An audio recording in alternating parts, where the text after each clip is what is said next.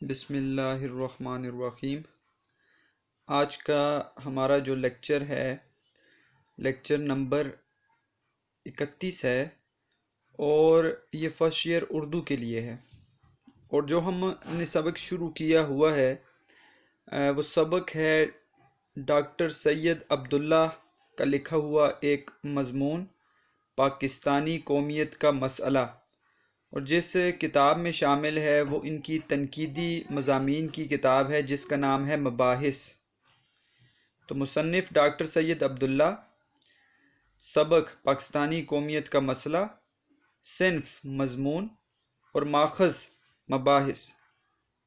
ہم نے اس سے پہلے جو لیکچر نمبر 30 تھا اس میں ڈاکٹر سید عبداللہ کے حالات زندگی دیکھے تھے، اور خلاصہ اس سبق کا دیکھ لیا تھا، اور میں نے آپ کو چند نکات میں اس کا خلاصہ بتایا تھا، اور قومیت اور علاقہ پرستی کے اوپر بات بھی کی تھی۔ خلاصے میں نے آپ کو بتایا تھا کہ ایک ہوتا ہے وحدت ملت، اور ایک ہے تصور وطنیت۔ ملت اور وطنیت میں فرق کیا ہے؟ ملت جو ہے وہ اسلام کے اندر یہ ہے کہ پوری دنیا کے مسلمان ایک ہیں، خواہ وہ کسی وطن میں رہنے والے ہیں، جبکہ وطنیت جو ہے وہ صرف وطن کی بات کرتا ہے، پوری دنیا کے مسلمانوں کی بات نہیں کرتا۔ لیکن اسلام میں جس وطنیت کی مخالفت، جس وطنیت کی مخالفت کی ہے وہ مغربی وطنیت ہے، جس میں رنگ نسل کو ترجیح دی جاتی ہے اور وطن کو ترجیح دی جاتی ہے۔ لیکن اسلام کے اندر اگر ملت آپ نبھا رہے ہیں اور علیحدہ وطن کے اندر رہتے ہوئے آپ پوری دنیا کے مسلمانوں کی مدد کرنا چاہتے ہیں اور پوری دنیا کے مسلمانوں کو بھائی سمجھتے ہیں، بھائی چارہ رکھتے ہیں، تو پھر وطنیت اسلام کے اندر بری چیز نہیں ہے۔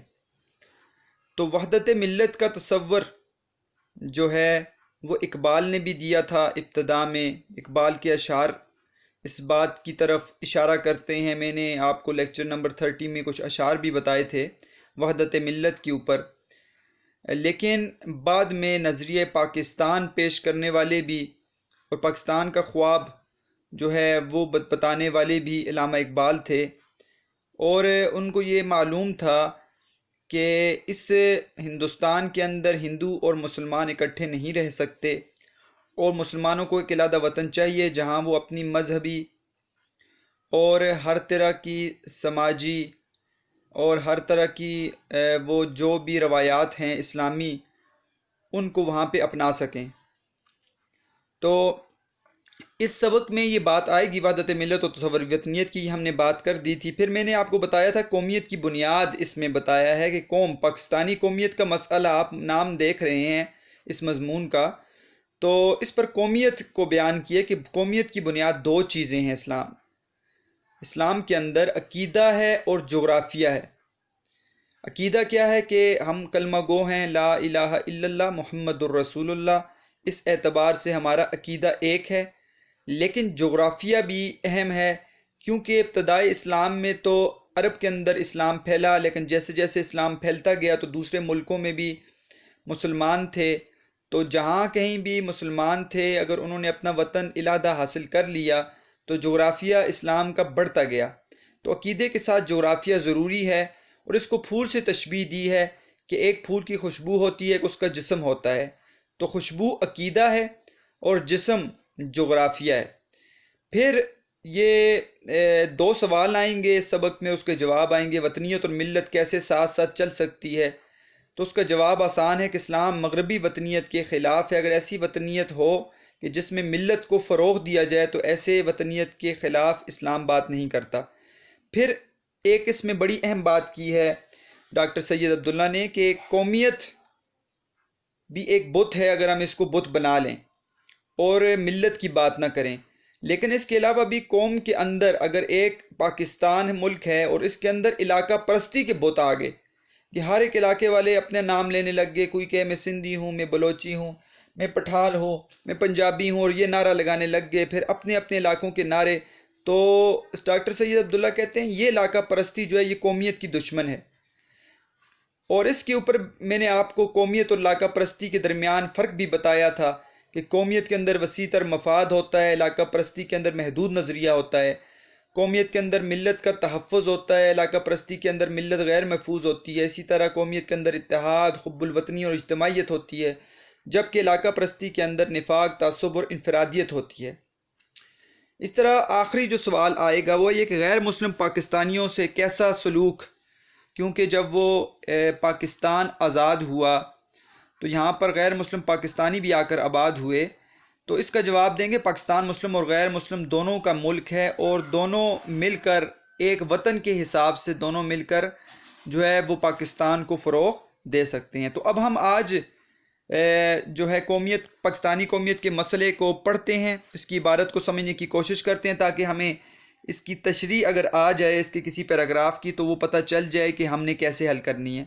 دو سوالات اس میں بڑے اہم ہیں جو اس کے مشقی سوالات ہیں، وہ آپ صفحہ جو مشقی سوالات کا ہے صفحہ نمبر 28 اس پہ دیکھ سکتے ہیں اپنی کتابوں کے اندر بھی، کہ کچھ تو تراکیب ہیں جملوں میں استعمال کرنا ہے، صحیح یا غلط پر نشان لگائیں، یہ آسان ہے. لیکن سوال نمبر 3، ڈاکٹر سید عبداللہ نے پاکستانی قومیت کا مسئلہ بیان کیا ہے، آپ اس سے کس حد تک متفق ہیں؟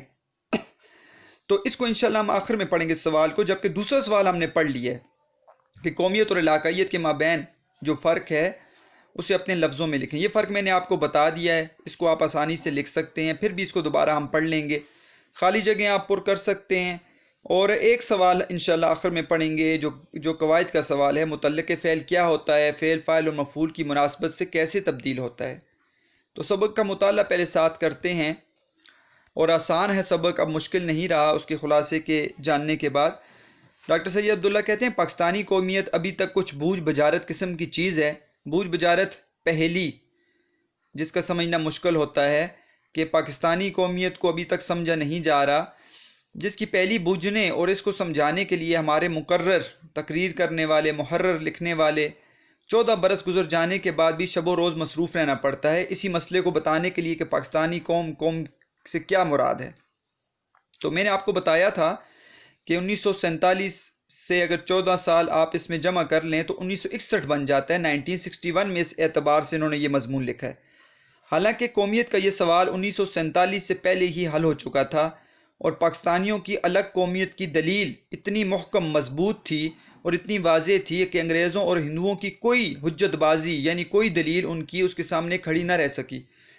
تو پہلے ہی یہ دلیل دے دی تھی پاکستانیوں نے اور مسلمانوں نے اس وقت کہ ہم آپ کے ساتھ نہیں رہ سکتے. اس کے سامنے انگریزوں کی دلائل اور ہندوؤں کے دلائل نہ رہ سکے، کیونکہ مسلمانوں کے دلیل جو انہوں نے دی تھی وہ بہت مضبوط تھی.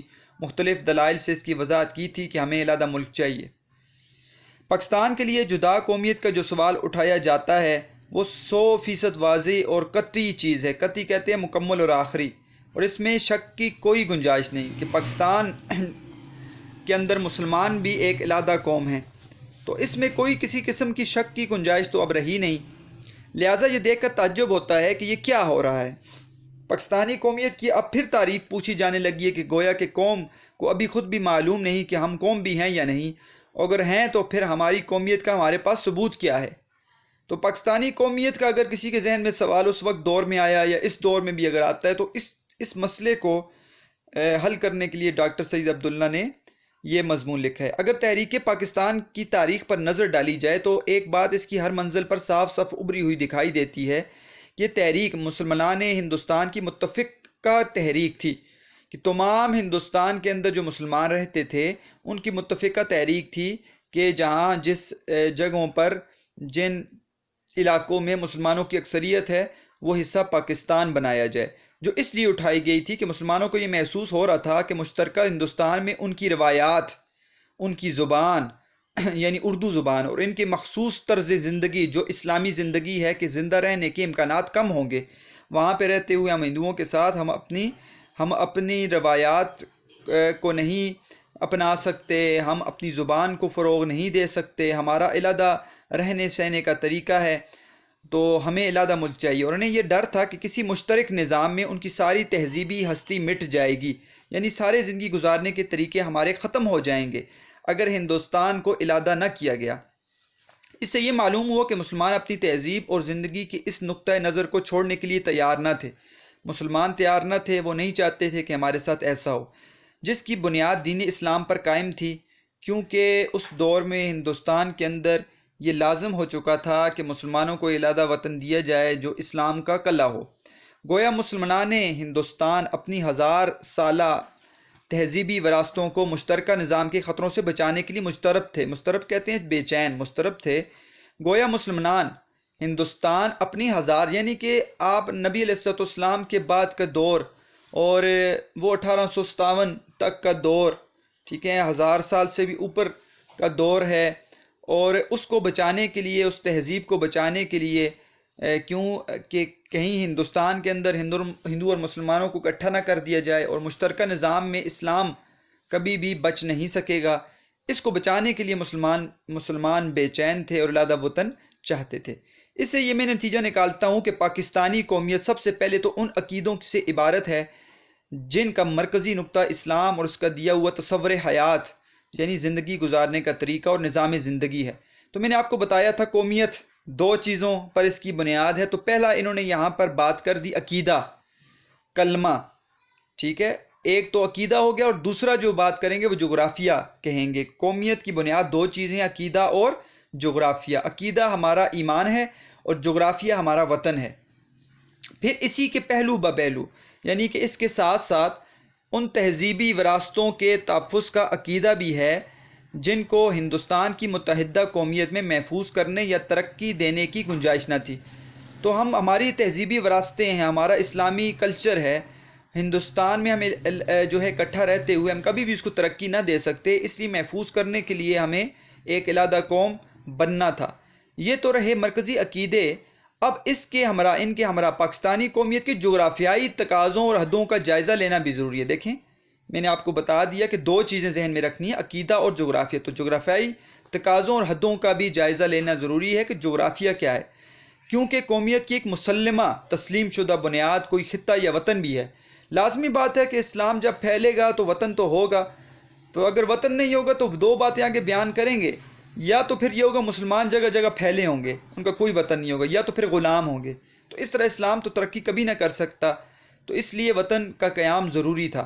اگر قومیت کے مسئلے کو ایک تشبیہ کی صورت میں سمجھ نہ ہو، علم بیان کی ایک قسم تشبیہ، ٹھیک ہے بچوں، یہ آپ نے پڑھی ہوئی ہے، میں نے آپ کو سمجھائی بھی ہے، اور تشبیہ کے اجزاء ذہن میں رکھنے ہیں۔ 5 اجزاء بتائے جاتے ہیں، میں بچوں کو 4 بتا دیتا ہوتا ہوں۔ مشبہ، مشبہ بھی، غرض تشبیہ یا وجہ تشبیہ ایک ہی ہے، ایک ہی طرح کی چیز، آپ اس کو ایک بھی شمار کر سکتے ہیں، کوئی مسئلہ نہیں ہوتا، اور ایک حرف تشبیہ ہے۔ تو تشبیہ سے سمجھانے کی کوشش کر رہے ہیں کہ اگر قومیت کے مسئلے کو سمجھنا ہے تو تشبیہ سے سمجھیں۔ تو ہم یہ کہیں گے قومیت کا ایک ظاہر ہے اور ایک باطن ہے۔ ظاہر جو ہے وہ کیا ہے اور باطن کیا ہے، اس کو بیان کریں گے۔ جس طرح کسی پھل یا پھول کا ظاہر بھی ہوتا ہے اور باطن بھی ہوتا ہے۔ پھل یا پھول ان دونوں کے مجموعے سے بنتا ہے۔ ظاہر کیا ہوتا ہے؟ اس کا جسم، اور باطن اس کی خوشبو ہوتی ہے۔ اس قیاس پر، اس اندازے پر پاکستانی قومیت کی روح یا اس کا باطن تو وہ تخیل ہے جو اس کی تعمیر کا محرک ہوا۔ یعنی اس سے مراد یہ ہے کہ اس اندازے پر اگر پاکستانی قومیت کو سمجھا جائے تو اس کا روح یا باطن وہ تخیل ہے، وہ کیا ہے؟ وہ عقیدہ ہے۔ تخیل سے مراد وہ خیال ہے، وہ عقیدہ ہے جو اس کی تعمیر کا محرک ہوا، یعنی اس کی تعمیر کی وجہ ہے، ٹھیک ہے، اس کی تعمیر کو حرکت دینے والا ہے۔ تو ایک ہے عقیدہ جس کی بنیاد پر ہم نے وطن مانگا، مگر اس کا بدن بھی ہے۔ وہ کیا ہے؟ وہ خطہ یا ملک ہے، وہ جغرافیہ ہے جس کی جغرافیائی حد مقرر ہے، اور اب اس کا نام پاکستان ہے۔ تو اس کی جغرافیائی حد مقرر ہو گئیں اور اب اس کا نام پاکستان ہے۔ تو پھول تب رہے گا جب دونوں چیزیں رہیں گی، اس کا جسم بھی اور اس کی خوشبو بھی۔ اسی طرح لازمی بات ہے قومیت اگر کو آپ دیکھیں تو تب باقی رہے گی جب دونوں چیزیں باقی رہیں گی، اسلام، عقیدہ اور اس کا وطن۔ تو دونوں چیزیں باقی رہیں۔ اگر مثال کے وطن نہیں ہے تو پھر نقصان عقیدے کو بھی پہنچے گا۔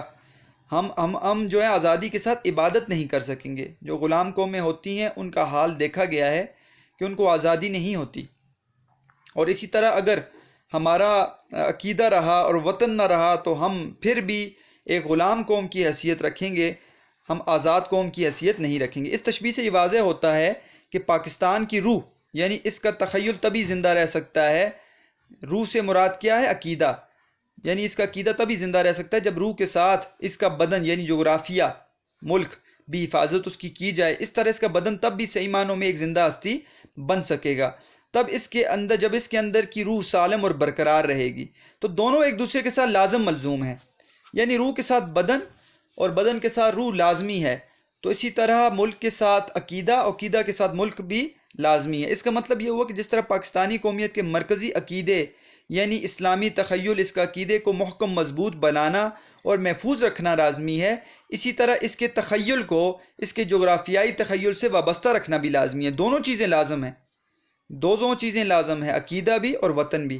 اس لحاظ سے پاکستانی قومیت کا دوسرا بڑا عنصر وطن یا وطنیت ہے۔ تو پہلا عنصر کیا ہے؟ عنصر کسے کہتے ہیں بیٹا؟ عنصر کہتے ہیں کسی چیز کی بنیاد، ٹھیک ہے؟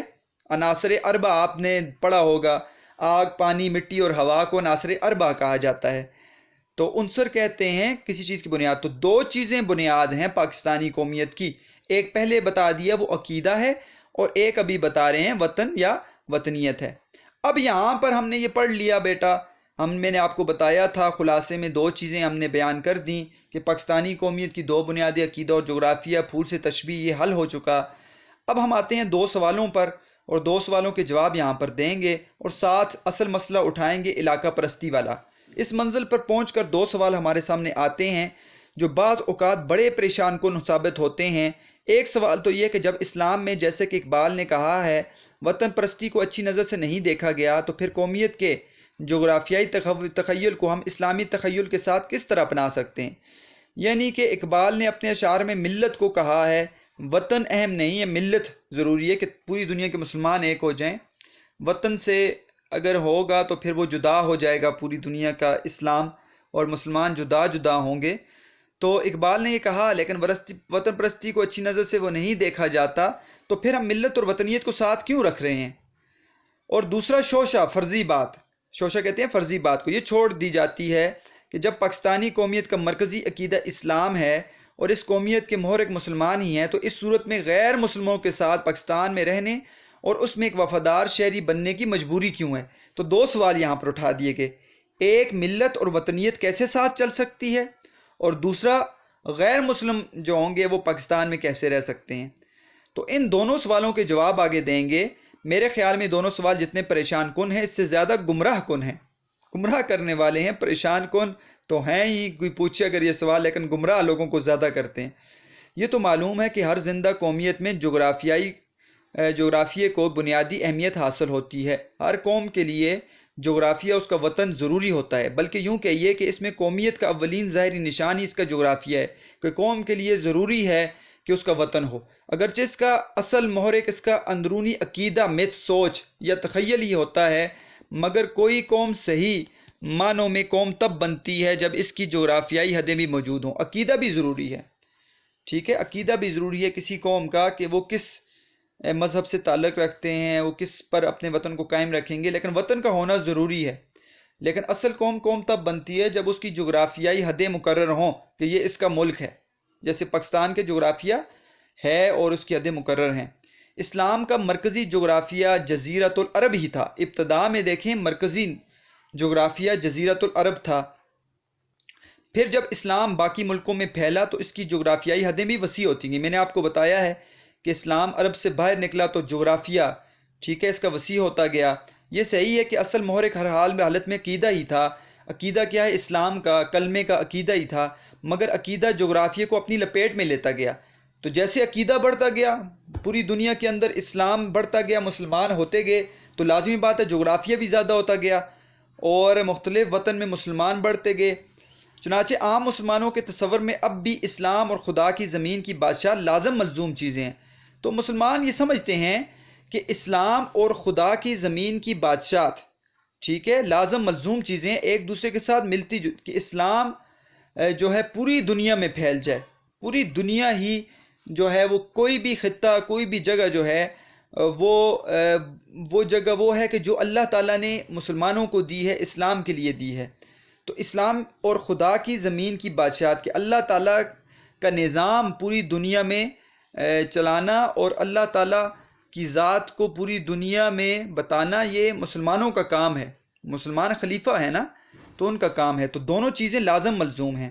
مسلمانوں کا کوئی گروہ بے مملکت بھی ہو سکتا ہے. یہ ہو سکتا ہے کہ مسلمانوں کا کوئی بھی گروہ ہو، اس کا کوئی ملک نہ ہو مگر بے مملکت. لیکن ایسے لوگ جن کا کوئی ملک نہیں ہوگا، وہ کیا ہوں گے؟ یا محکوم ہوں گے یا بکھرے ہوں گے، یا تو وہ غلام ہوں گے یا بکھرے ہوئے ہوں گے. ان کا اگر کوئی وطن نہیں ہے تو وہ یہ لازمی بات ہے یہ غلام ہوں گے یا ادھر ادھر بکھرے ہوں گے، کسی اور وطن میں رہ رہے ہوں گے.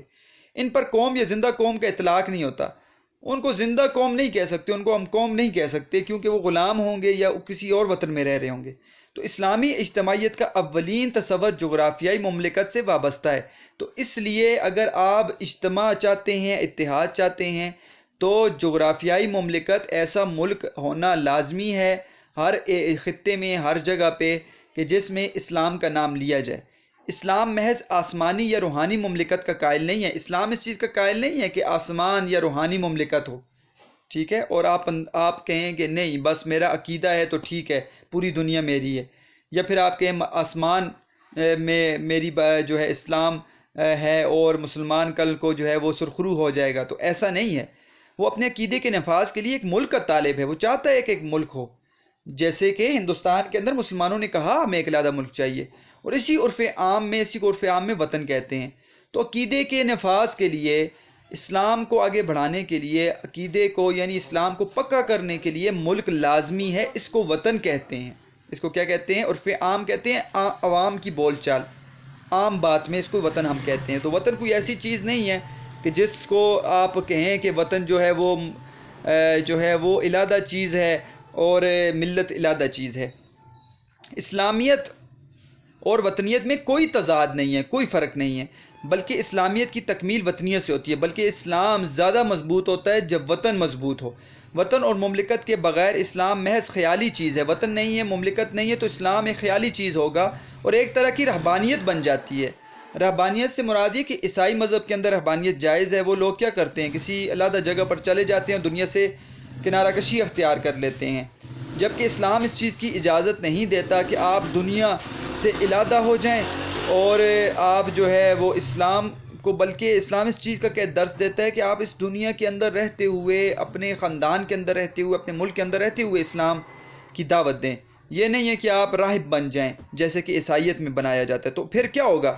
اسلام پھر اگر وطن نہیں ہے تو راہب بن جائیں گے سارے. کوئی کدھر بیٹھا ہوگا اسلام کے نام پر، کوئی کدھر بیٹھا ہوگا. علامہ اقبال نے جس وطنیت کی مخالفت کی ہے وہ یورپ کی وطنیت ہے، وہ مغربی وطنیت ہے، نیشنلزم ہے، جس کی ایک مخصوص اور طویل تاریخ ہے. اس کو دیکھا جائے تو ان کی وطنیت جدا ہے مغرب والوں کی، یورپ والوں کی. وہ وطن کو ترجیح دیتے ہیں. آپس میں جنگیں لڑی ہیں انہوں نے. میں نے آپ کو پچھلے سبق میں بھی بتایا تھا کہ فرسٹ ورلڈ وار، پہلی جنگ عظیم، برطانیہ اور ایک طرف جرمنی لڑ رہے ہیں اور دونوں عیسائی ہیں اور وطن کے نام پر لڑتے تھے وہ. تو ان کے ہاں تو وطنیت وہ وطن کا پاس رکھتے ہیں. ان کے ہاں تو نسلی چیزیں ہوتی ہیں. ہندوؤں کے ہاں بھی نسل پرستی پائی جاتی ہے. عیسائیت میں بھی نسل پرستی پائی جاتی ہے. جبکہ اسلام کے اندر یہ چیز نہیں ہے. علیحدہ وطن ہے بھی ہے تو پھر بھی پوری دنیا میں آپ کہیں پہ کسی وطن کے اندر رہنے والے ہیں تو مسلمان کا یہ عقیدہ ہے کہ کہیں پر بھی رہنے والے پوری دنیا میں مسلمان، وہ ہمارے بھائی ہیں. اور ایک لحاظ سے یہی وطنیت انسانیت کے لیے بے شمار مصائب کا سرچشمہ منبع بنی رہی ہے اور اب تک ہے. یعنی کہ اسی وطنیت، مغربی وطنیت کی وجہ سے آپ دیکھیں کتنی جنگیں ہوئی ہیں اور یہ لوگ اپنے وطن کو بچانے کے لیے کسی چیز کا خیال نہیں رکھتے. علامہ اقبال اسی کے مخالف تھے. علامہ اقبال مغربی وطنیت کے مخالف تھے اور بجا طور پر بالکل ٹھیک مخالف تھے، مگر ان کے افکار میں جغرافیائی مملکت کی مخالفت کا سراغ کہیں بھی موجود نہیں. یہ آپ نہیں کہہ سکتے کہ اقبال جو ہیں وہ اسلامی مملکت کے خلاف تھے. تو کہیں اس چیز کا سراغ نہیں ملتا. اس کے نظام فکر میں جس طرح کوئی مملکت نظام عقائد کے بغیر بربریت اور بد تہذیبی ہے، کہ وہ یہ کہتے تھے کہ ان کے نظام فکر میں جس طرح کوئی مملکت، کوئی بھی ملک نظام عقائد کے بغیر، اس کا اگر عقیدہ نہیں ہے تو وہ ظلم وہاں پر ہوگا. دیکھیں ایک ملک ہے، اگر اس کا کوئی اس کا قانون نہیں ہے یا کوئی اس کا عقیدہ نہیں ہے، جس کو آپ مت سوچ کہتے ہیں، تو پھر فائدہ نہیں ہے، وہاں پر ظلم ہی ہوگا. اور بد تہذیبی ہوگی، اسی طرح کوئی نظام عقائد بے مملکت اور رہبانیت سے کم نہیں ہے۔ اسی طرح اگر عقیدہ ہے اور ملک نہیں ہے تو وہ رہبانیت بن جائے گی۔ تو دونوں چیزیں ضروری ہوئیں۔ اگر ملک ہے اور عقیدہ نہیں ہے تو پھر ظلم ہے، اور عقیدہ ہے اور اگر ملک نہیں ہے تو رہبانیت بن جاتی ہے، اور یہ چیز اسلام کے عملی تصورات کے خلاف ہے، اور اسلام میں یہ چیز نہیں ہے۔ اسلام نہ ظلم کو کہتا ہے کہ ظلم بڑھے اور ظلم کے خلاف ہے، اور نہ اسلام رہبانیت کا درس دیتا ہے۔ یہی وجہ ہے کہ اقبال نے پسچے باعث کردے اقوام شرق اور جاوید نامہ میں ایشیائی مملکتوں کو زیادہ قوی بنانے کی تلقین کی ہے۔ یہ دونوں کی دونوں جو مثنویاں ہیں، دونوں مثنویاں ہیں، ایک جو ہے پہلی ہے علامہ اقبال کی فارسی مثنوی ہے، کون سی بچوں؟ اقوام شرق والی، کہ اس میں اقبال نے سفر ہندوستان کے دوران یہ لکھی ہے یہ مثنوی، اور یہ 1933 کے آخر میں لکھی گئی ہے، اور اس میں انہوں نے اللہ تعالیٰ کے وجود کے بارے میں شریعت کے مطابق مغربی دلائل کی تردید کی ہے کہ اللہ تعالیٰ کا وجود ہے، اور مغربی کسی اور طرح کے یورپ وہ کسی اور طرح کے اللہ تعالیٰ کے وجود کو مانتے ہیں تو اس کی تردید کی ہے۔ اور دوسری جو مثنوی ہے اقبال کی، یہ بھی فارسی میں لکھی ہوئی ہے، ان کے بیٹے کے نام پر ہے، جاوید نامہ، اور یہ جو ہے یہ بھی بڑی مشہور مثنوی ہے۔ اور ان دونوں مثنویوں میں اقبال نے ایشیائی مملکتوں کو زیادہ قوی بنانے کی تلقین کی ہے۔ تو یہ مثنویاں دونوں جو ہیں وہ فارسی کے اندر ہیں، اور بڑی ہی جو ہے پائی کی لکھی ہوئی ہیں۔ اقبال خود کہتے تھے کہ جاوید نامہ کے بارے میں خود کہتے تھے، بعض لوگ جو شکوہ اور جواب شکوہ کی اشعار کی تشریح یا اس کا مفہوم بتاتے تھے تو ان کو کہا کہتے تھے کہ آپ جاوید نامہ جیسی جو ہے مثنویوں کے اس کو بیان کریں، اس کو اردو میں ترجمہ کریں، اس کے لیے اندر بڑی خاص چیزیں ہیں، اور پورا ایک جو ہے نا منظر نگاری کے طور پر اس خوبصورت مثنوی کو، جاوید نامہ کو میں نے دیکھا ہوا ہے اور اس کو میں نے پڑھا ہے، تو اس کے اندر خوبصورت طریقے سے جاوید نامہ کے اندر اقبال نے مثنوی کو بیان کیا ہے۔ پورا ایک مثنوی کسی ایک طویل کہانی کو کہا جاتا ہے، تو اس کو اس کے اندر بیان کیا گیا، لیکن اصل چیز اس کے اندر جو بیان کی گئی ہے وہ مملکت ایشیا کی جو ملک ہیں ان کو کہا گیا ہے کہ اس کو آپ طاقت بخشیں، اس کو قوی بنائیں، مسلمانوں کی سرحدیں مضبوط ہوں، مسلمانوں کے وطن مضبوط ہوں۔ تو اقبال نے تو صاف اس میں کہہ دیے، معلوم نہیں کہ کس نے بے خیالی میں یہ بے پر کی اڑا دی، بے پر افواہ پھیلا دی ہے کہ اقبال سرے سے وطنیت کے مخالف تھے۔ اقبال وطنیت کے مخالف نہیں تھے، بلکہ اقبال مغربی وطنیت کے مخالف تھے۔ اقبال عقائد اور وطن کی وحدت میں گہرا عقیدہ رکھتے تھے، اور وہ وطن کے صرف اس تصور کے مخالف تھے کہ جس کی بنیاد مغرب نے چھوٹے چھوٹے نسلی تعصبات، ٹھیک ہے، اور مادہ پرستی پیسوں پر کی تفریق پر قائم کی تھی۔ تو مغربی وطنیت پر تھے جو نسل کے اندر نسلی تعصبات پھیلاتے ہیں اور پیسوں کو فروغ دیتے ہیں اور فرقہ پھیلاتے ہیں، فرقہ واریت پھیلاتے ہیں، اور مغرب کے اندر نسل پرستی کو وہ فروغ دیتے ہیں۔ تو اس چیز کے خلاف تھے اقبال، اس لیے انہوں نے مغربی وطنیت کی بات کی ہے، اور جس سے نسلی قومیت ابھری ہے، اسی وجہ سے وہاں پر جو نسل کے طور پر قومیت سامنے آئی ہے۔ پھر یہ چھوٹی چھوٹی نسلی اقوام ایک دوسرے سے لڑنے بھیڑنے لگیں، آپس میں لڑے، اور ملٹریزم، ٹھیک ہے، فوجی طاقت کی وہ شکل پیدا ہوئی جس کے باعث دنیا میں دو خوفناک جنگیں، ٹھیک ہے، فرسٹ ورلڈ وار اور سیکنڈ ورلڈ وار، یہ لڑی گئیں اور انسانیت کے لیے بڑے بڑے مصائب کا سرچشمہ بنی۔ اب دوسری بات جو علاقہ پرستی والی، ایک کا تو جواب دے دیا کہ اقبال جو ہیں وہ وطنیت کی مخالف نہیں ہیں بلکہ مغربی وطنیت کے مخالف ہیں۔ اب علاقہ پرستی کو یہ قومیت کا دشمن سمجھتے ہیں ڈاکٹر سید عبداللہ، اور علاقہ پرستی کی مخالفت یہاں پر کی ہے کہ قومیت اور ہے، علاقہ پرستی اور ہے۔ تو یہ نہیں کہ قومیت کے اندر آپ علاقہ پرستی کو فروغ دیں اور علاقہ پرستی کو آپ علاقے جو ہیں وہ آپ کی لازمی بات ہے، شناخت کا ذریعہ ہیں، نسلیں، قبیلے، علاقے، تو اس کو فروغ نہیں دینا چاہیے آگے۔ تو بعض لوگ بددیانتی سے یا سادگی سے پاکستان میں حب الوطنی کے پردے میں کیا کرتے ہیں، علاقہ پرستی کی تحریک چلا رہے ہوتے ہیں کہ علاقے کو فروغ دو، مگر یہ بات اچھی طرح ذہن نشین کرنے کے قابل ہے کہ علاقہ پرستی اور وطنیت میں بڑا فرق ہے۔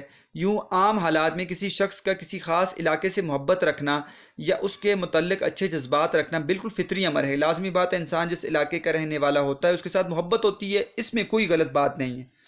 لیکن اب دوسروں سے نفرت رکھنا اور اپنے علاقے کو ہی فروغ دینا یہ غلط بات ہے۔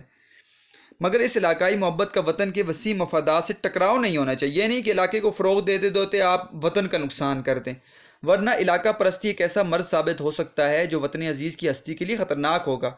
اس قسم کی علاقہ پرستی کو میں پاکستانی قومیت کا سب سے بڑا دشمن قرار دیتا ہوں، جس میں کوئی شخص قومی وحدت کو پارا پار نہ کرنے کے لیے علاقائی وفاداریوں کا اتنا پابند اور عادی ہو جائے کہ خطے پر قوم ہی کو قربان کر دے، کہ آپس میں لڑنے لگ جائیں اور علیحدہ علاقے آپ بنانے شروع کر دیں، اور پاکستان کو آپ پاکستان کا خیال نہ کریں تو پاکستان کے اندر آپ بت بنا کے بیٹھ جائیں۔ تو اس سے تو لازمی بات ہے جیسے قومیت کا بت نہیں بنانا چاہیے، کیونکہ قومیت کے بت بنانے میں آپ صرف کہیں کہ ہم پاکستانی ہیں، ہم صرف مسلمان ہیں، باقیوں کا ہمیں فکر نہیں ہے، تو یہ نقصان دہ ہے۔ ملت کو ذہن میں رکھنا ہے کہ وطن کے ساتھ ہم نے ملت کا تحفظ بھی کرنا ہے۔ اسی طرح اگر آپ وطن کے اندر رہتے ہوئے علاقوں کو فروغ دینے لگ جائیں تو لازمی بات ہے وطن کو نقصان پہنچے گا۔ پاکستان میں بہت سی نسلیں آباد ہیں، بہت سی زبانیں بھی بولی جاتی ہیں۔ لازمی بات ہے کہ ہر ایک نسل علیحدہ ہے اور یہاں پر مختلف زبانیں ہیں، علاقائی زبانیں۔ ان نسلی گروہوں میں بہت سی خوبیاں بھی ہیں اور ان زبانوں کے ادب میں ہمارے لیے بہت سا قابل قدر سرمایہ فکر و تہذیب موجود ہے۔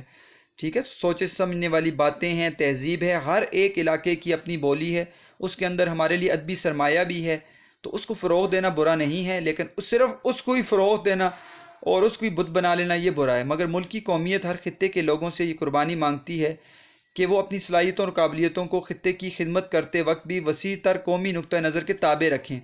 تو لازمی بات ہے جب بھی آپ علاقے کو فروغ دیں تو ذہن میں ہو کہ ہم وطن کو فروغ دیں گے۔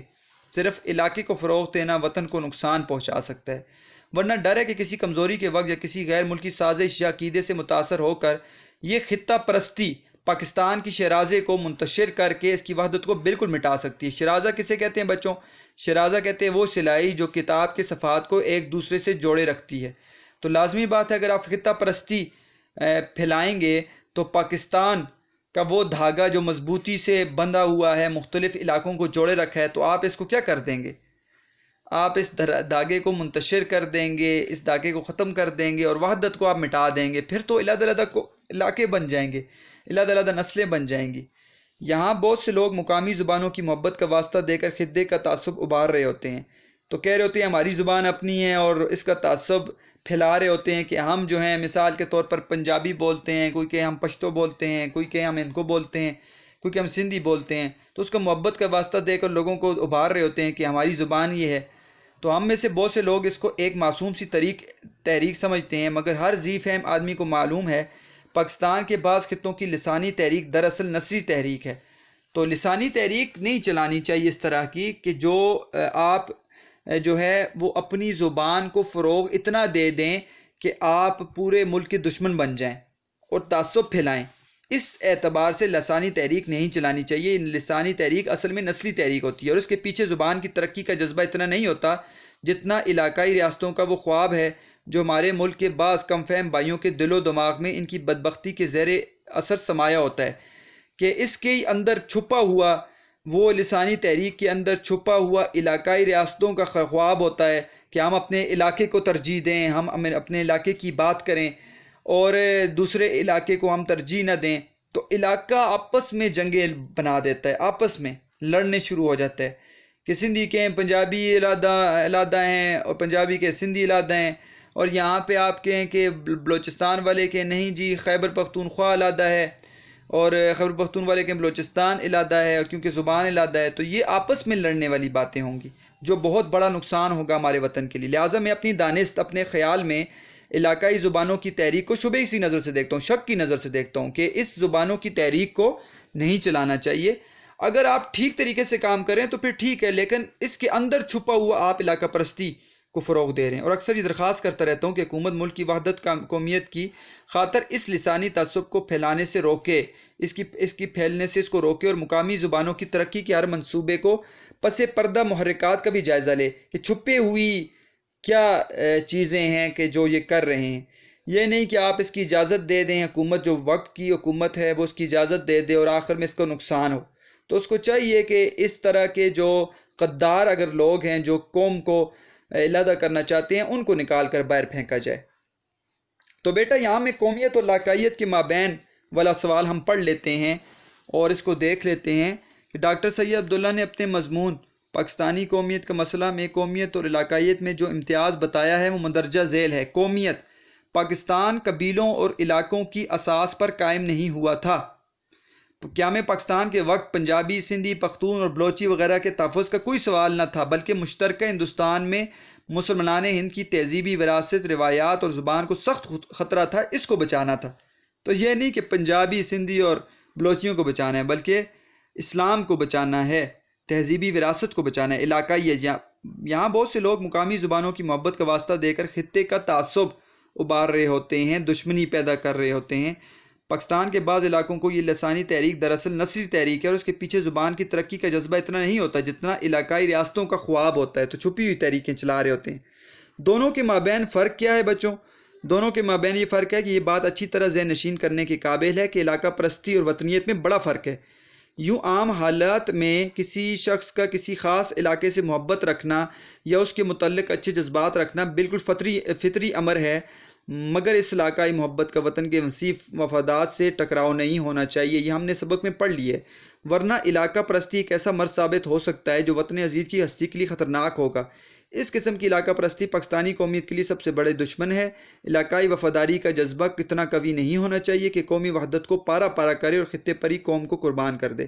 تو میں نے آپ کو دوسرے طریقے سے یہ جو طریقہ بتایا تھا، اس طرح بھی آپ سوال کو کر سکتے ہیں۔ اس کو آپ علیحدہ علیحدہ ڈفرینشیٹ جسے آپ کہتے ہیں، آپ اس کو جدا جدا کر کے پوائنٹس کے ساتھ لکھ سکتے ہیں۔ قومیت ایک سائڈ پر لکھیں، ایک سائڈ پہ علاقہ پرستی لکھیں۔ نمبر 1 وسیع تر مفاد کو بیان کریں، اور ادھر علاقہ پرستی میں محدود نظریے کو بیان کریں۔ تو ان پوائنٹس کے ساتھ بھی آپ یہ سوال کر سکتے ہیں۔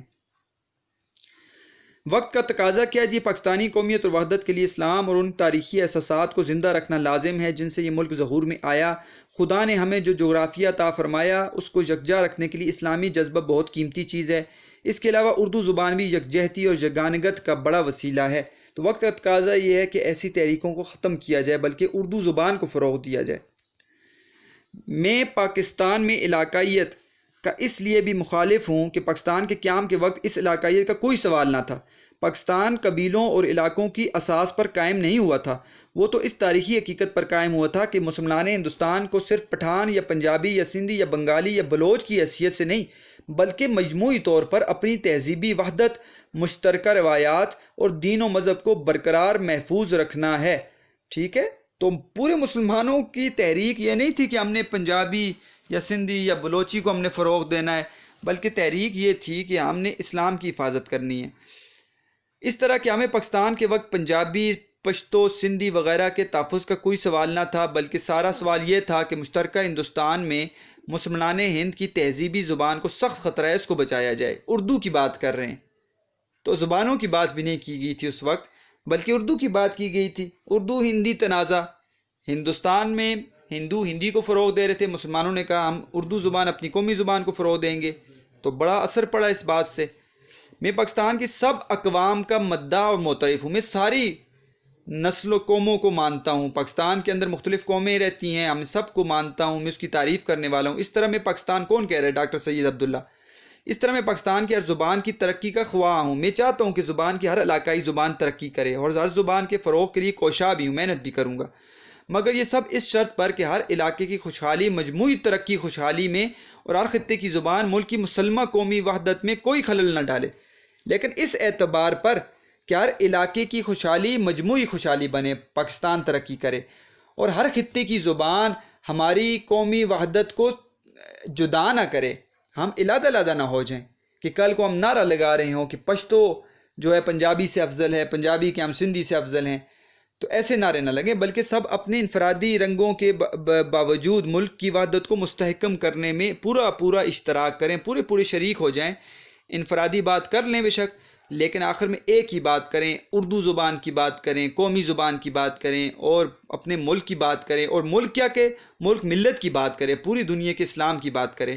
یہ ان تاریخی حقائق کا تقاضا ہے جن کے زیر اثر الگ الگ ملک کا خواب شرمندہ تعبیر ہوا تھا۔ ٹھیک ہے؟ اسی لیے کیا ہوا تھا کہ ہم نے ایک الگ ملک کا خواب دیکھا تھا کہ ہم چاہتے تھے کہ ہمیں اسلام ہمارا زندہ ہو جائے، اور ہم جو ہے وہ علیحدہ ہو کر نہ رہیں، بلکہ اتحاد کے ساتھ مسلمان ایک وطن میں رہیں۔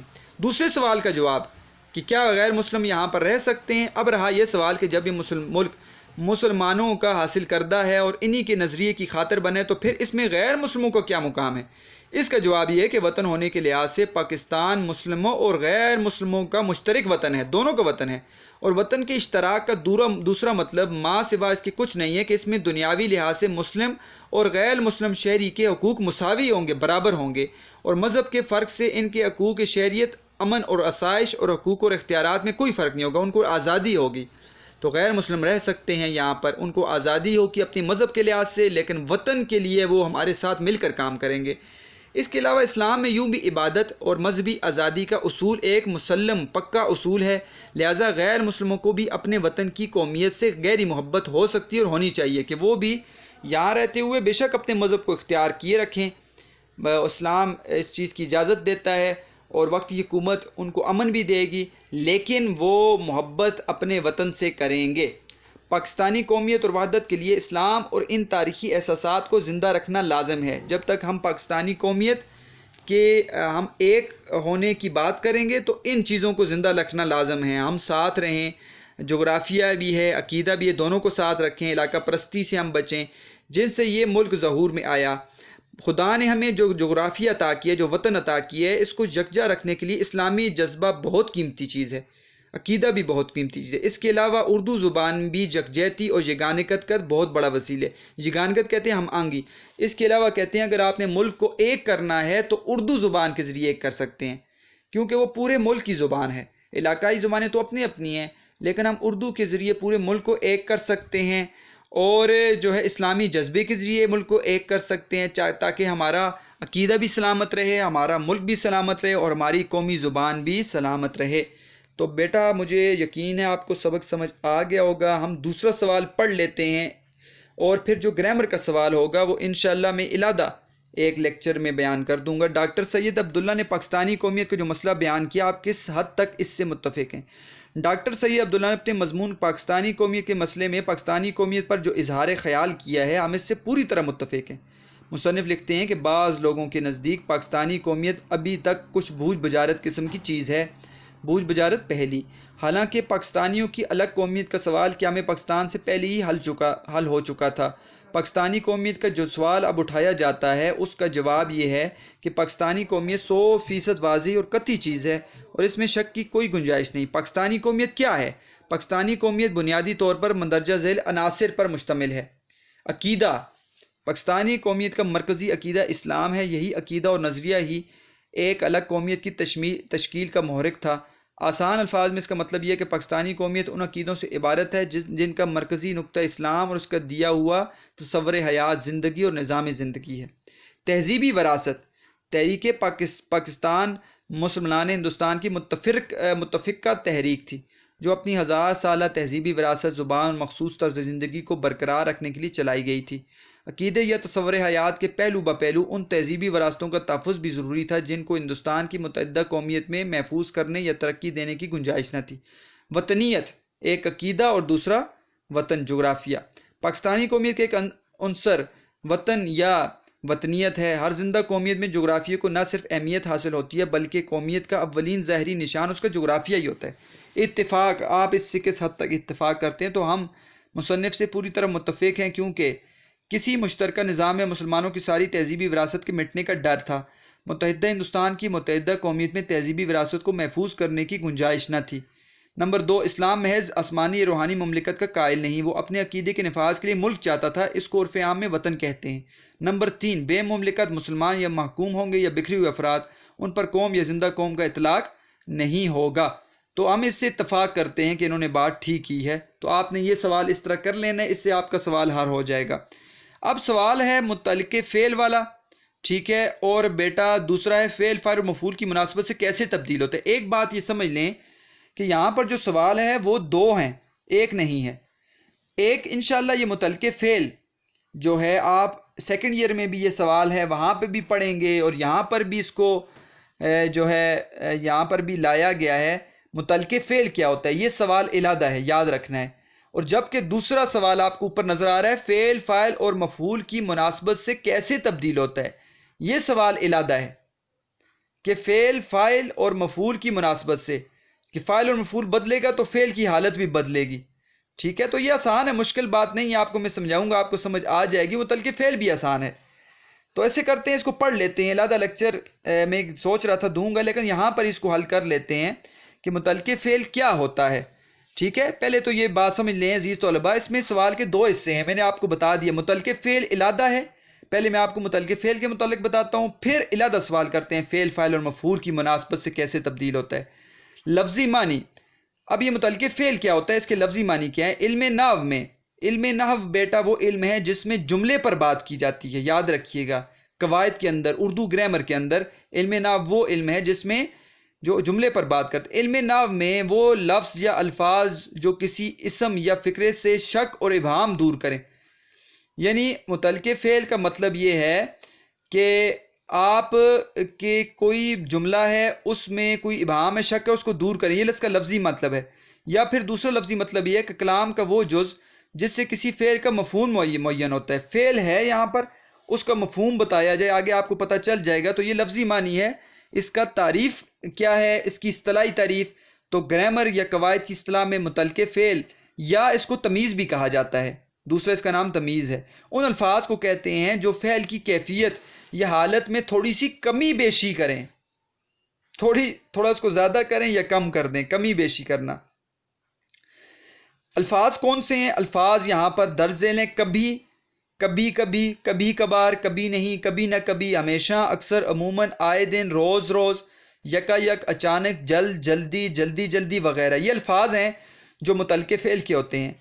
اب آپ اس کو جملے میں استعمال کریں گے تو میں آپ کو سمجھاتا ہوں. دیکھیں، پہلے میں سادہ جملہ آپ کے سامنے پڑھ رہا ہوں، سادے ہیں جس میں متعلق فعل نہیں ہے. پھر متعلق فعل کے ساتھ پڑھوں گا تو آپ کو نظر آئے گا کہ فعل کی حالت میں کیسے کمی بیشی کی گئی ہے.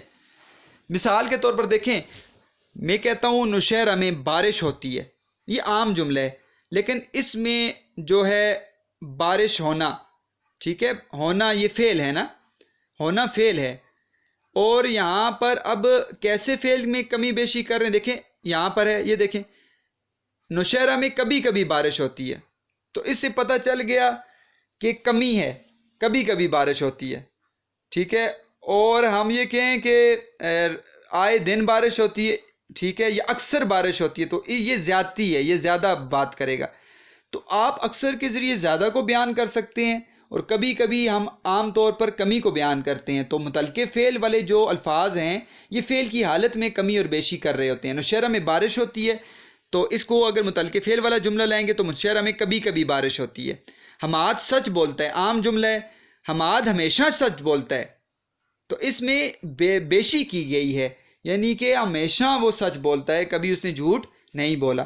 بڑے شہروں میں حادثے ہوتے رہتے ہیں، بڑے شہروں میں آئے دن حادثے ہوتے رہتے ہیں. تو اس میں بھی کمی نہیں کی گئی، بیشی کی گئی ہے. تو یعنی کہ اس میں زیادہ ہونے کی طرف اشارہ ہے کہ زیادہ حادثے ہوتے ہیں. میں شادی میں جانے کے لیے تیار ہو گیا یا ہو گئی، تو میں شادی میں جانے کے لیے جلدی جلدی تیار ہو گئی. ٹھیک ہے. اور اسی طرح میں آپ کے جھگڑوں سے تنگ آ گیا ہوں، میں آپ کے روز روز کے جھگڑوں سے تنگ آ گیا ہوں. تو فعل آ گیا ہے، گیا، تیار ہونا، ٹھیک ہے، اور حادثے ہونا یہاں پر یہ فعل ہیں.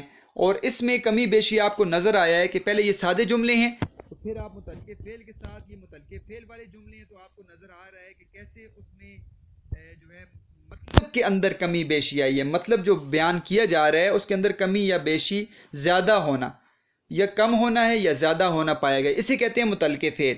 تو آپ اس سوال کو اسی طرح لکھ سکتے ہیں جیسے یہاں پر لکھا گیا ہے. آپ اس کا لفظی معنی لکھیں، تعریف لکھیں، پھر آپ جو ہے چند جملے عام لکھیں، اور پھر آپ متعلق فعل کے ساتھ جملے لکھیں. دوسرا سوال، فعل فاعل اور مفعول کی مناسبت سے کیسے تبدیل ہوتا ہے؟ تو فعل ہمیشہ اپنے فاعل اور مفعول کی مناسبت سے تبدیل ہوتا رہتا ہے. فعل کام کو کہتے ہیں، فاعل کام کرنے والا، اور مفعول جس پر فعل واقع ہو، ٹھیک ہے، تو اسے مفعول کہتے ہیں. تبدیلی کے ان اصولوں کو گرامر کی اصطلاح میں مطابقت کہتے ہیں. ذیل میں تبدیلی کے اصول لکھے جاتے ہیں. دیکھیں بے بچوں، فعل ہمیشہ فاعل کی وجہ سے بدلتا ہے. مثال کے طور پر فعل کیسے بدلا؟ مثال کے طور پر دیکھیں، فعل اگر مذکر، فاعل جو ہے وہ مذکر ہے تو فعل بھی مذکر آئے گا. ٹھیک ہے، اگر فاعل مذکر ہے تو فعل بھی مذکر آئے گا. اگر فاعل مؤنث ہے تو فعل بھی کیا ہوگا؟ مؤنث آئے گا. دیکھو، حماد آیا، یہاں پر حماد فائل ہے، آیا فعل ہے۔ اگر حماد مذکر ہے نا تو آیا کیا ہے؟ فعل ہے نا، تو فعل بھی مذکر آئے گا۔ یہ نہیں ہے کہ حماد آئی آپ نہیں کہہ سکتے۔ حماد اگر مذکر ہے تو آیا بھی مذکر آئے گا، یعنی فعل بھی مذکر آئے گا۔ فاعل مذکر ہے تو فعل بھی مذکر آئے گا، اور اگر فاعل مؤنث ہے تو فعل بھی مؤنث ہے۔ سارا آئی، یہاں پر دیکھیں سارا مؤنث ہے نا، تو فعل آئی بھی مؤنث آ گیا، تو مطابقت ہونی چاہیے۔ یہ نہیں ہے کہ فاعل مذکر ہو اور فعل مؤنث ہو، ایسے کبھی نہیں ہوگا، آپ کا جملہ غلط ہو جائے گا۔ لڑکے جیت کے، دیکھیں لڑکے جیت گئے، تو جیت جانا فعل ہے، ٹھیک ہے، تو لڑکے فاعل ہے، تو فاعل یہاں پر کیا ہے؟ جمع ہے، تو یہاں پر فعل بھی جمع لایا ہے۔ جیت گئے، جیت گیا نہیں کہا یہاں پر، ٹھیک ہے، تو واحد نہیں لایا بلکہ جمع لایا ہے۔ اسی طرح لڑکیاں جیت گئیں، جمع مؤنث لایا ہے، جیت گئیں کہا ہے، جیت گئی نہیں کہا، کیونکہ لڑکیاں جو ہیں وہ فاعل جمع ہے اور مؤنث ہے، تو آگے فعل جو ہے وہ بھی جمع مؤنث آئے گا۔ اسی طرح فاعل جو ہے حروف عطف کے ذریعے ملے ہوں اور دونوں انسان ہوں تو فعل ہمیشہ جمع آتا ہے۔ دیکھیں یہاں پر ایک اور قاعدہ بیان کر دیا، شایان اور سلمان مردان چلے گئے۔ شایان اور سلمان یہ حرف عطف کے ذریعے آیا ہے، واو یا اور حروف عطف ہوتے ہیں، اور حروف عطف کے ساتھ مل کر یہ جمع ہو جائے گا، تو شایان اور سلمان دونوں کا ذکر ہے اور جمع ہو گیا، اس لیے مردان چلے گئے کہا ہے، چلا گیا نہیں کہہ سکتے آپ، جمع مذکر لائیں گے، کیوں؟ شایان اور سلمان دونوں جمع ہو جائیں گے اور آگے فعل بھی جمع آئے گا۔ سارا اور کائنات، یہاں پر دیکھیں سارا اور کائنات دونوں مؤنث ہیں اور جمع ہو گئیں، تو کالج چلی گئیں، چلی گئی آپ نہیں کہہ سکتے بلکہ فعل بھی آپ جمع مؤنث لائیں گے۔ تیسرا قاعدہ، اگر فاعل حروف عطف کے ذریعے ملے ہوں اور دونوں غیر انسان ہو تو فعل مفرد آئے گا۔ پھر فعل مفرد ہوتا ہے اگر غیر انسان ہو، یعنی انسان ہے تو جمع آئے گا، اور اگر غیر انسان ہے تو کیا آئے گا؟ وہ مفرد آئے گا۔ جیسے مینا اور فاختہ اڑ گئی، اب یہ دیکھیں مینا اور فاختہ انسان نہیں ہیں، پرندے ہیں، تو یہاں پہ اڑ گئیں نہیں کہیں گے آپ، کیونکہ غیر انسان ہے تو ہمیشہ واحد آئے گا فعل، اڑ گئی کہیں گے۔ اس طرح کتاب اور کاپی غیر انسان ہے تو گم ہو گئی کہیں گے، گم ہو گئیں آپ نہیں کہیں گے۔ یہ قاعدہ ہے قواعد کے مطابق۔ اچھا، جب فاعل کی عزت و تعظیم کا خیال رکھنا ہو تو فعل جمع آتا ہے۔ دیکھیں جب تعظیم کرتے ہیں نا کسی شخص کی تو ہمیشہ فعل جمع آئے گا۔ مثال کے طور پر حالانکہ آپ والد صاحب ایک اکیلے ہیں، واحد ہیں، لیکن ہم تعظیم کے لیے ان کو کیا کرتے ہیں؟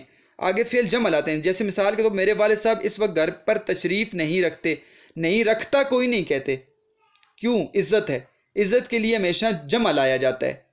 استاد محترم تشریف لا رہے ہیں، ٹھیک ہے، تو آپ اس طرح استاد کا، والد کا، ٹھیک ہے، تو آپ اس طرح کہیں گے تو جمع کہ آپ اس کو کہیں گے، جمع کے ساتھ فعل لائیں گے۔ میرے والد صاحب اس وقت گھر پر تشریف نہیں رکھتے، رکھتا آپ نہیں کہہ سکتے، آپ جمع لائیں گے رکھتے۔ سر شکیل آج پرچے لانا بھول گئے ہیں، بھول گیا ہے یہ واحد ہو جائے گا، لیکن آپ نے کہا بھول گئے ہیں، جمع ہے، حالانکہ سر شکیل تو واحد ہے لیکن عزت ہے تو آپ فعل جمع لائیں گے، بھول گئے ہیں۔ نمبر 5، اگر ایک جملے میں ایک ہی جنس کے دو غیر انسانی فاعل ہوں تو فعل واحد آئے گا، ٹھیک ہے، ایک ہی جملے ایک ہی جنس کے دو غیر انسانی فاعل ہوں، دونوں غیر انسانی ہوں تو فعل واحد آئے۔ جیسے ایسی باتوں سے روب و وقار جاتا رہتا ہے، تو جاتا رہتا ہے، روب و وقار دونوں غیر انسانی ہیں، ٹھیک ہے، اور غیر انسانی فاعل ہیں، تو یہاں پر فعل ہمیشہ واحد آئے گا، جاتا رہتا ہے، جاتے رہتے ہیں آپ نہیں کہہ سکتے، روب و وقار جاتے رہتے ہیں۔ اگر انسان ہوتے تو جمع آ جاتا، ٹھیک ہے، لیکن انسان نہیں ہے تو روب و وقار کیا ہوئے؟ جاتا رہتا ہے، جاتے رہتے آپ نہیں کہیں گے۔ اگر کسی جملے میں ایک فاعل مذکر اور دوسرا مؤنث ہو تو فعل جمع مذکر آتا ہے۔ اگر ایک مؤنث ہے اور دوسرا مذکر ہے تو فعل جمع مذکر آئے گا ہمیشہ، یاد رکھ۔ علم و دولت، علم مذکر ہے، دولت مؤنث ہے، انسان کا وقار بڑھا دیتے ہیں، دیتی ہے آپ نہیں کہہ سکتے، ایک حالانکہ مذکر ہے ایک مؤنث ہے، لیکن آپ جمع مؤنث لائیں، جمع مؤنث نہیں لائیں گے بلکہ جمع مذکر لائیں گے، بڑھا دیتے ہیں، دیتی ہیں نہیں کہہ سکتے۔ سیلاب میں مکان اور دکان دونوں بہہ گئے، ٹھیک ہے، مکان کیا ہے؟ مذکر ہے، دکان مؤنث ہے، اور اس میں آپ نے بہہ گئے کہا ہے، بہہ گئی آپ نہیں کہہ سکتے، آپ نے یہاں پر جمع مذکر لانا ہے نہ کہ جمع مؤنث لانا ہے۔ مفعول کے اعتبار سے بھی آپ کو پتہ ہے فعل تبدیل ہوتا ہے، علامت فاعل نے کے بعد جو مفعول آتا ہے فعل اس مفعول کے مطابق واحد مذکر واحد مؤنث جمع مذکر جمع مؤنث آئے گا۔ میرے والد صاحب نے نیا مکان خریدا، ٹھیک ہے، واحد مذکر آیا ہے. دیکھیں مکان خریدا، نیا مکان خریدا، ٹھیک ہے. خریدا یہاں پر کیا ہے؟ فعل ہے. مکان خریدا، خریدا فعل ہے. میرے والد صاحب نے نیا مکان، مکان مفعول ہے. تو مکان اگر واحد میں واحد مذکر ہے تو فعل کیا ہوگا؟ خریدا، یہ بھی واحد مذکر آئے گا.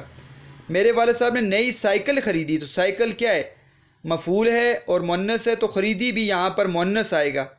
جہانگیر نے سڑک پر بڑے بڑے جو کیا ہے میل بنوائے ہیں، میل بنوائے ہیں، تو یہاں پر میل جو ہیں یا جھولے بنوائے ہیں مثال کے طور پر، یا آپ کے درخت لگوائے ہیں. یہ صحیح ہے جملہ. جہانگیر نے سڑک پر بڑے بڑے درخت لگوائے ہیں، تو درخت لگوائے ہیں تھے، تو یہاں پر لگوائے تھے جمع مذکر لائیں گے، کیونکہ درخت آپ جو ہے وہ جمع کے طور پر بھی استعمال کر سکتے ہیں کہ زیادہ درخت لگائے ہیں. شاہ جہان نے خوبصورت عمارتیں بنوائیں. دیکھیں عمارت بنوائی اور عمارتیں آ جائے گا تو یہ مؤنث ہے اور یہ مفعول ہے عمارتیں، تو بنوائیں کہیں گے. یہاں پر جمع مؤنث فعل بدل گیا ہے، تو مفعول کی وجہ سے فعل بھی بدلتا ہے اور فاعل کی وجہ سے بھی فعل بدلتا ہے. یہ دونوں مطابقتیں لازمی ہیں کہ اگر فاعل جو ہے وہ بدلے گا، جیسا ہوگا ویسے ہی فعل ہوگا، اور مفعول جیسا ہوگا اس کی مطابقت سے فعل بدلے گا.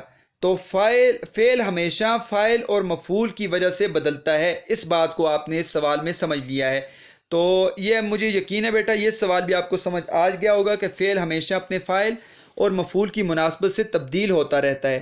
اگر آپ کو اس میں سے کوئی چیز سمجھ نہ آئی تو آپ مجھ سے پوچھ سکتے ہیں. یہ کچھ اشعار ہیں جو میں نے آپ کو لیکچر نمبر 30 میں بتا دیے تھے، جو آپ تشریح میں لکھ سکتے ہیں، آپ سوالوں کے ساتھ لکھ سکتے ہیں، آپ وہاں پہ جا کے ان اشعار کو دوبارہ دیکھ سکتے ہیں. آج کا لیکچر بڑا ہی اہم ہو گیا، اس میں ہم نے سوالات بھی حل کر لی، ہم نے سبق کی عبارت بھی پڑھ لی. اب آپ کے لیے تشریح کو لکھنا، سوالات کو لکھنا، خصوصاً قواعد کے دونوں سوال، متعلقہ فعل کیا ہوتا ہے، فعل اپنے فاعل اور مفعول کی مناسبت سے کیسے تبدیل ہوتا ہے، اس سوال کو بھی آپ نے سمجھ لیا. کوئی بات سمجھ نہ آئے آپ مجھ سے انفرادی پوچھ سکتے ہیں، اور آپ نے محنت کرتے رہنا ہے. تمام دونوں سوالوں کو اپنی کاپیوں پر لکھیں، اس کی مشق کریں. گرامر کے سوال کو ضروری ہے آپ اپنی کاپی پر لکھیں، اس کی مشق کریں، اس کو یاد کریں، تاکہ آپ کو یہ سوال اگر امتحانی پرچے میں آ جائے تو لکھنے میں کوئی مشکل پیش نہ آئے. تو مجھے یقین ہے بچے آپ محنت کرتے رہیں گے، اسی طرح محنت کرتے رہنا ہے. انشاءاللہ میں کوشش کرتا رہوں گا اپنی طرف سے، اور اللہ تعالیٰ سے آپ نے میرے لیے دعا بھی کرنی ہے. میں ان لیکچرز کو جاری رکھوں گا اور فرسٹ ایئر کا کورس انشاءاللہ تعالیٰ مکمل کروں گا. اس طرح سیکنڈ ایئر کی بھی انشاءاللہ کلاسز روز میں تو نہیں لے رہا، لیکن ایک دن چھوڑ کے لے رہا ہوں، کیونکہ اپنا میرا کالج جو ہے وہ لگ چکا ہے. تو اس اعتبار سے بچوں آپ نے ان لیکچرز کو دیکھنا ہے اور اب فائدہ حاصل کرنا ہے. اللہ تعالیٰ آپ کو خوش رکھے، آباد رہیں. والسلام.